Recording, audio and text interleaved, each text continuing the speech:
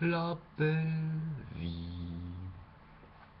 la belle vie, la belle vie. Tiens, je vais montrer un peu mon...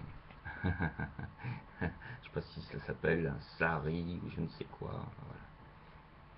Des fois les gens disent cachez-moi cette épaule que je ne saurais voir. Alors tu vois, elle est cachée.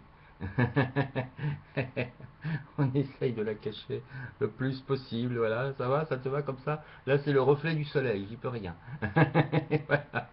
Donc, je vais lire la préface spéciale pour Psafa 2015.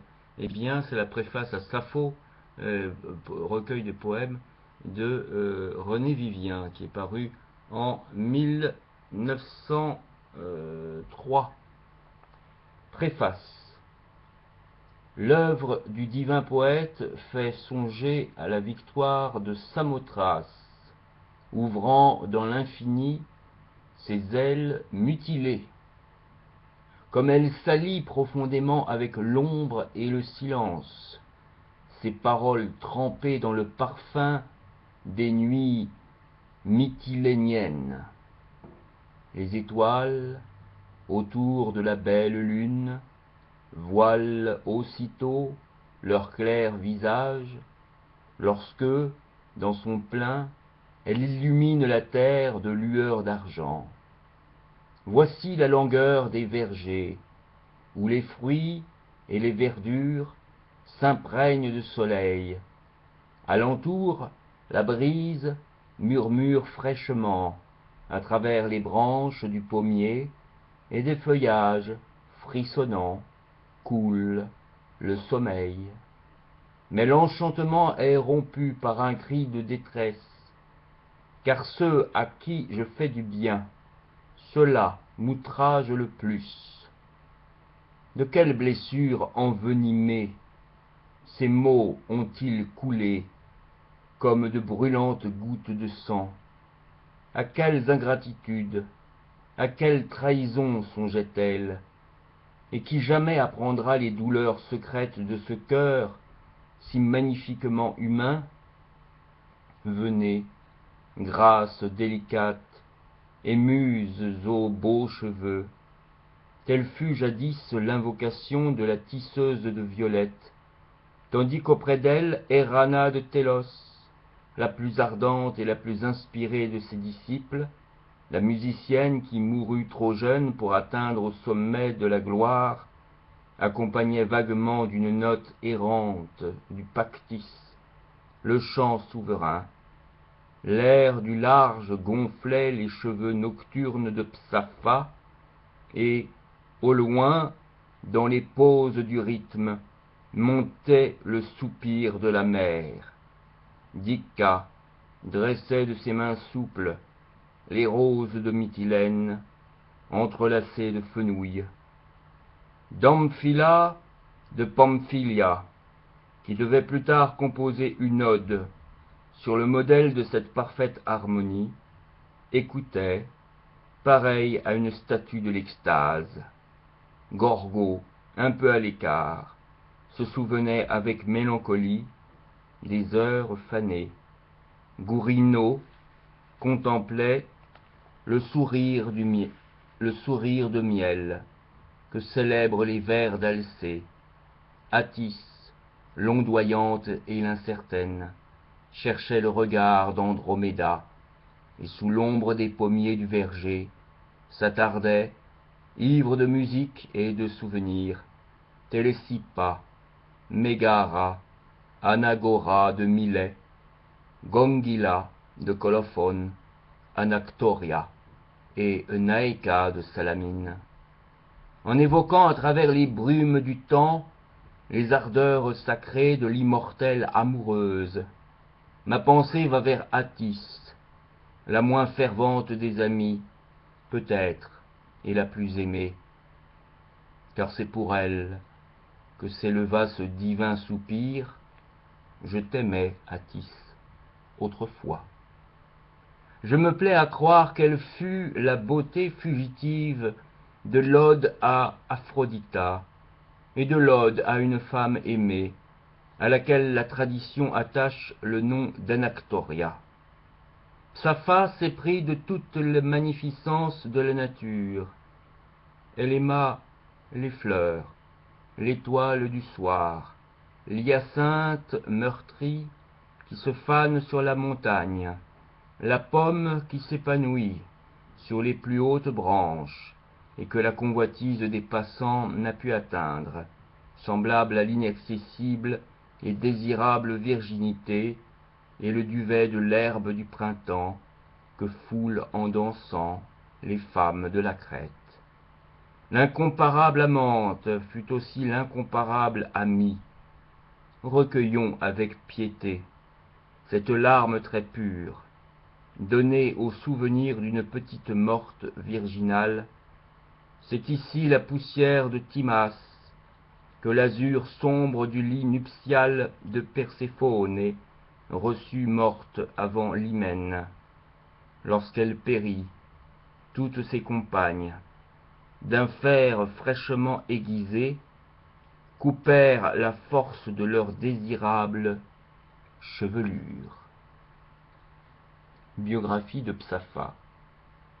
De la femme qui atteignit jusqu'au pur sommet de la gloire, nous ne savons presque rien, les siècles ayant trop impénétrablement embrumé la splendeur de son incertain visage. Les vers ardents d'Alcée attestent qu'elle fut belle et qu'elle fut aimée. Tisseuse de violettes, chaste Psappha au sourire de miel, des paroles me montent aux lèvres, mais une pudeur me retient. Cet hommage lyrique fut d'ailleurs peu favorablement reçu de celle à qui il fut adressé.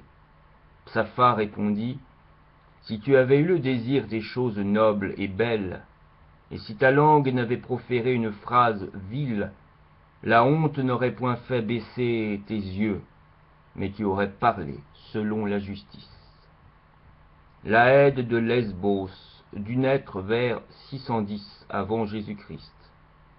Hérodote nous apprend que son père se nommait Shaman, Dronymos, et sa mère Cléis. Pas Shaman, ouais, Scaman.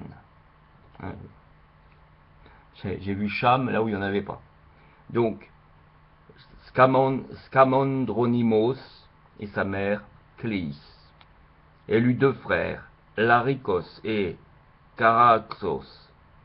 Larikos étant les chansons en titre des cérémonies publiques de Mytilène, et ce privilège étant réservé aux éphèbes de noble naissance, on en conclut que Psappha devait appartenir à l'opulente aristocratie de la ville.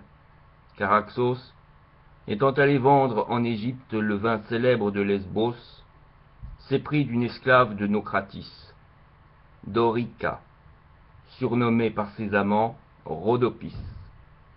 Il la libéra au prix d'un trésor et dissipa avec elle ses richesses.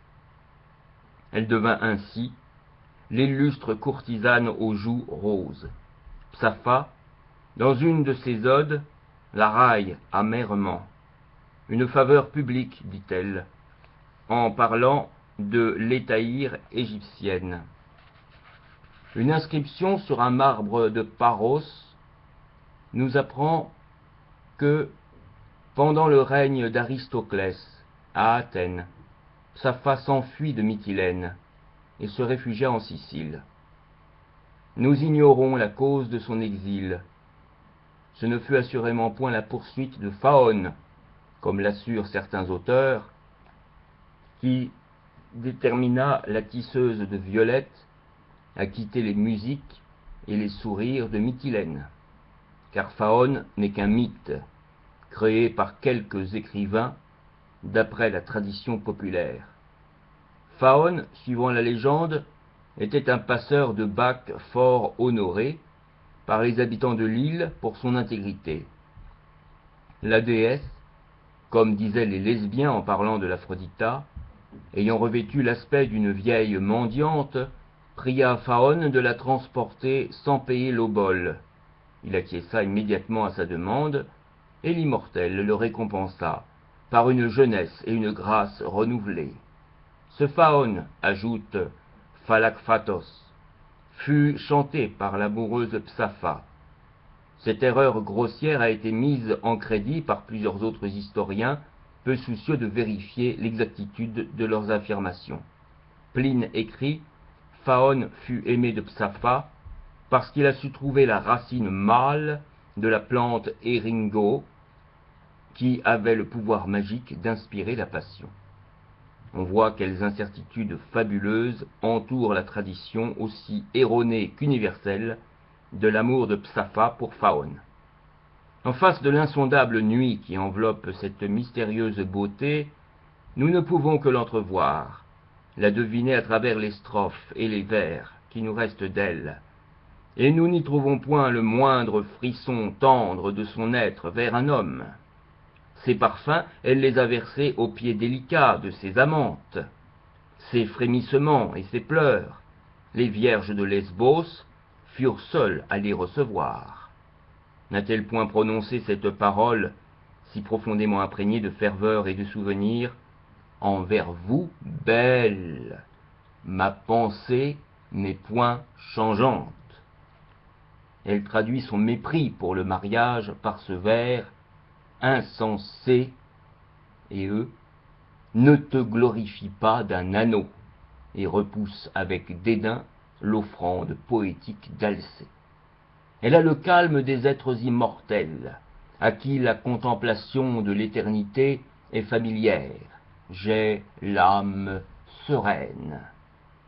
La terre d'où jaillit une fleur sans pareille est en vérité la patrie de la volupté et du désir, une île amoureuse que berce une mer sans reflux, au fond de laquelle s'empourprent les algues. Les lesbiens avaient l'attrait bizarre et un peu pervers des races mêlées.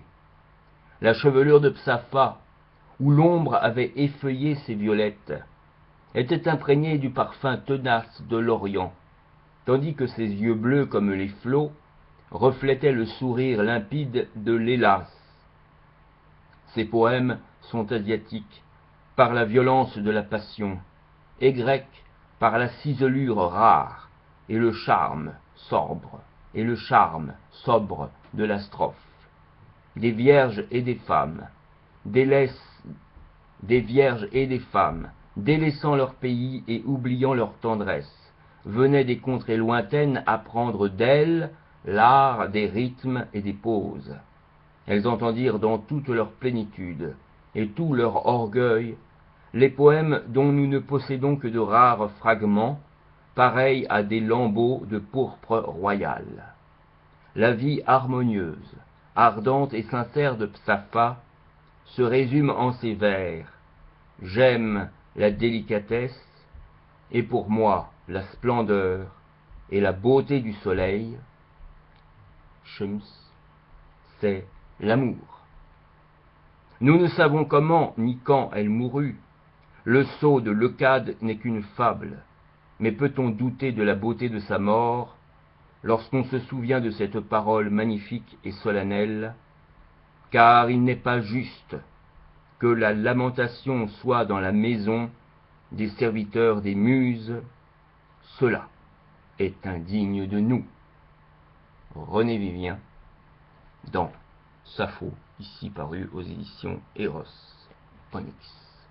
À bientôt sur René Vivien, télé par Cham.